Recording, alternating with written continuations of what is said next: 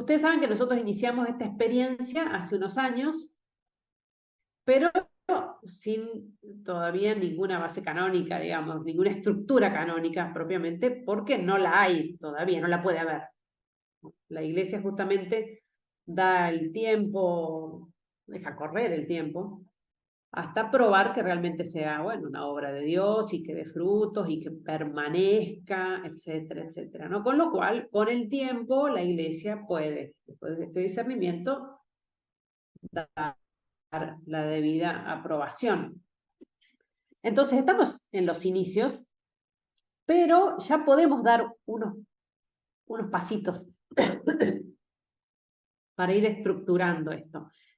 Y les digo que ha sido todo muy providencial, muy providencial, porque ni siquiera es que estaba propiamente en nuestros planes hacerlo ya, era como todo muy nuevo todavía. Imagínense que el primer consagrado laico que hizo los 3 votos fue José en diciembre del 19. Con lo cual, apenas estamos ahora corriendo el 4.º año. Es poco tiempo, pero de muchos frutos, de mucho crecimiento, ¿no? Tener 60 miembros, 60 consagrados en casi 4 años. Entonces, bueno, les digo que fue muy providencial porque un canonista, amigo nuestro, ay, me hace eco. No importa. No. Un canonista amigo nuestro directamente se ofreció él para empezar a trabajar en esto, a estructurar los estatutos de lo que sería, para formalizar el primer escalón de esto, que sería asociación privada de fieles. Es así como se llama canónicamente este primer escalón, en orden a que después en el futuro sea, bueno, lo que Dios vaya disponiendo, pero probablemente instituto secular, es decir, de miembros que son laicos consagrados, ¿no? Entonces, el primer paso es asociación privada de fieles. El canonista se llama Padre Miguel Nadur, para que lo tengan presente en sus oraciones, para que recen por él, en agradecimiento, porque realmente nos está dando una mano enorme. Se puso la camiseta directamente de Nazareno, tiene mucha experiencia en el tema, ha ayudado a otros movimientos y a otros grupos. Y bueno, estamos trabajando con él desde hace ya varios meses en la redacción de los estatutos. Porque ¿qué pasa? Tenemos cosas escritas, que ustedes conocen, las líneas fundamentales, ¿no? Donde se cuenta un poco la historia, donde, bueno, la disciplina de vida, cómo viven los nazarenos consagrados. Pero bueno, a esto había que darle forma jurídica. Y eso es lo que nos está ayudando a hacer el padre Miguel Nadur. Entonces, la asociación privada de fieles se constituye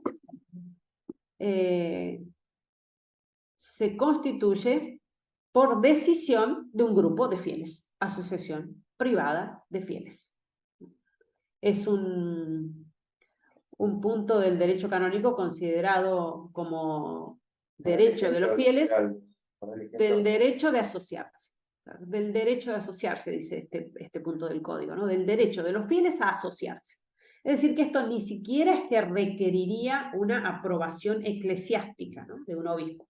Puede tenerla después, pero ni siquiera la requiere en sí misma, ¿no? Entonces nosotros estamos en ese primer escalón de asociación privada de fieles, que con el asesoramiento del canonista es que hemos ido viendo que los otros movimientos muy similares al nuestro utilizan, sobre todo en los comienzos, una terminología distinta, una terminología más precisa para las realidades que viven los miembros. Entonces, concretamente, el tema de los votos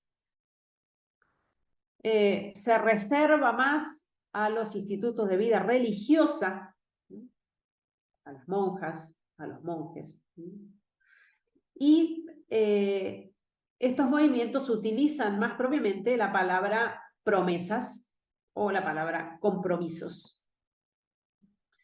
Por eso es que con el canonista estamos reescribiendo las fórmulas también de profesión, que le llamamos, es decir, la formulación de los votos, y los hemos replanteado o redenominado como compromisos. Los que eran votos de pobreza, castidad y obediencia, los llamamos compromisos, que como les digo es más propio y movimientos similares al nuestro lo utilizan así, más propiamente.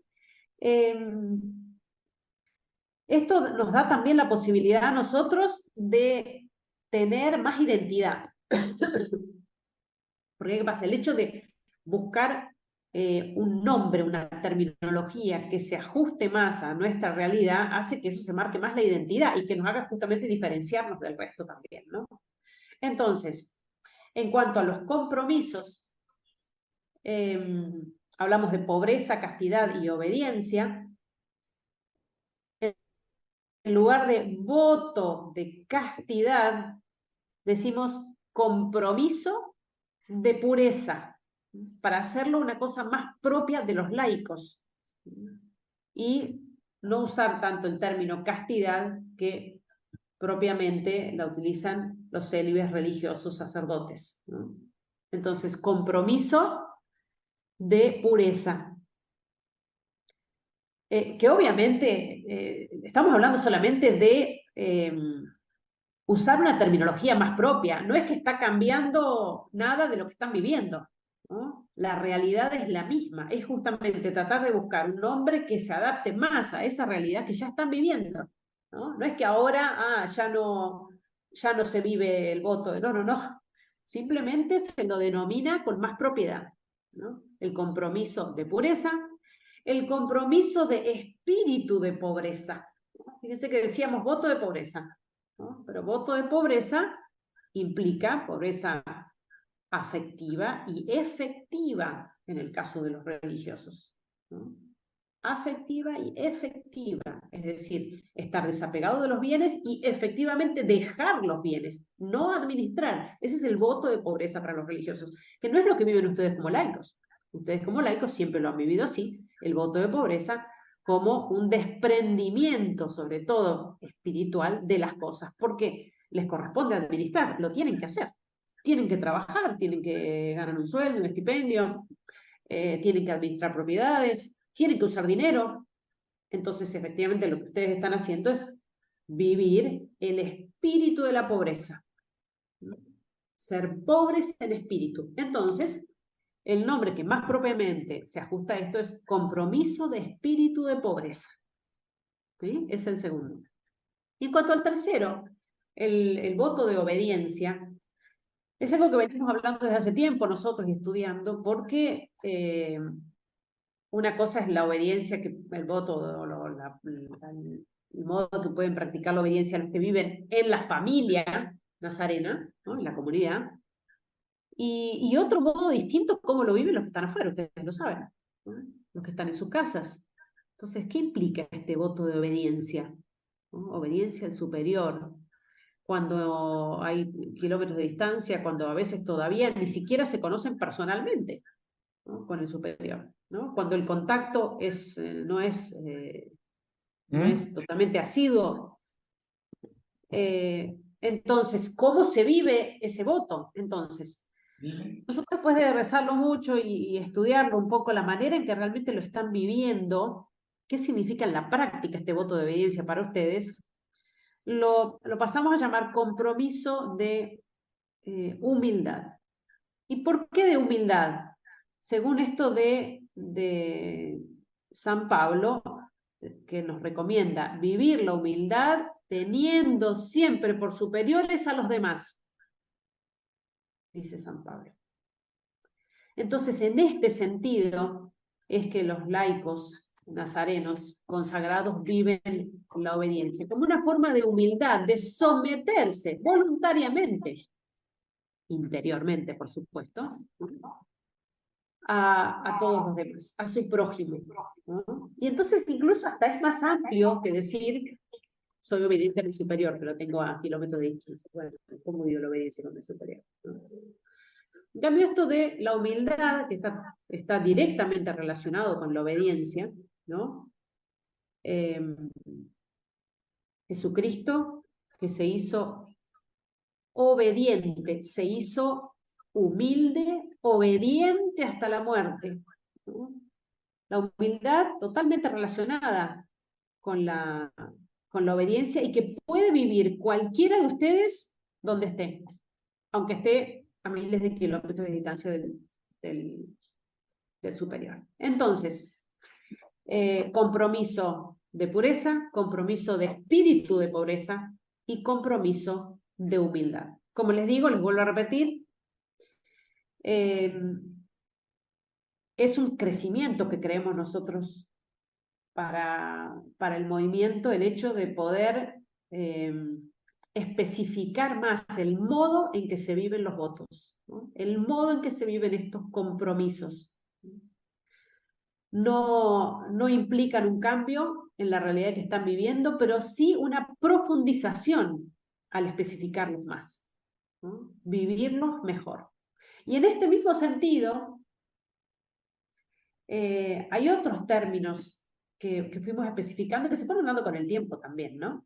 Como por ejemplo, bueno, en lugar de llamar comunidad, llamar las familias, ¿no? Eso fue así desde el comienzo, un poco se impuso por la costumbre, una hermosa costumbre creo yo, porque justamente nos señala el modo en que nosotros queremos vivir la vida en común, como una familia. Y entonces no decimos tenemos comunidades, decimos tenemos familias nazarenas. Eso ya se impuso también como término propio. Otra cosa que también hemos empezado a usar es la palabra servidor para referirnos al superior. Porque también la palabra superior es como más propia de una comunidad religiosa. Entonces, bueno, buscarle una identidad propia al superior, el que rige la familia nazarena. Y bueno, rezándolo también, pensándolo, conversándolo con Padre Luis, con Charlie, nos parecía que una palabra muy adecuada era la palabra servidor. El superior es el servidor de la comunidad. Ese es un poco, define su tarea, ¿no? Porque es un oficio de servicio el que tiene el superior que tiene a cargo la comunidad. Otra cosa importante, cuando nosotros hablamos del movimiento nazareno, decimos todos somos nazarenos, ¿no? Y el movimiento abarca miles de personas. De hecho, uno ve el grupo de Facebook o, bueno, las redes, la plataforma que sea, los seguidores que hay, todos se consideran nazarenos. Yo me encuentro a veces personas que dicen, yo soy nazareno. O sea, el poder adherir al movimiento espiritualmente es algo totalmente libre. Hay nazarenos que no conocemos, que quizás no conoceremos nunca, y son nazarenos. Se identifican con esta causa, rezan por los cristianos perseguidos, tratan de difundir los testimonios de los mártires y son nazarenos. Bueno, ¿cómo diferenciarlos de ustedes? De los que dan un paso más y deciden dedicar su vida a esto, como un llamado, como una vocación. ¿Y cómo le decimos? Bueno, son los nazarenos que se consagran, ¿no? Entonces, veníamos también desde hace tiempo pensando de ponerles un nombre, algo que los identifique. Y bueno, también después de haberlo conversado mucho y rezado, hemos decidido que el nombre de los consagrados laicos sea mensajeros. La palabra mensajero es muy apropiada para el oficio que ustedes tienen de intentar buscar ser portadores de las gracias de los mártires. Es decir, estamos llevando algo que no es nuestro. Tenemos una tarea y es hacerles llegar a los demás ese testimonio, las gracias de los mártires, y por eso nos hacemos mensajeros de este testimonio. Es una palabra sencilla, una palabra humilde, por otra parte, ¿no? Entonces, tenemos que empezar de a poco a acostumbrarnos a esta terminología, decir, bueno, somos mensajeros.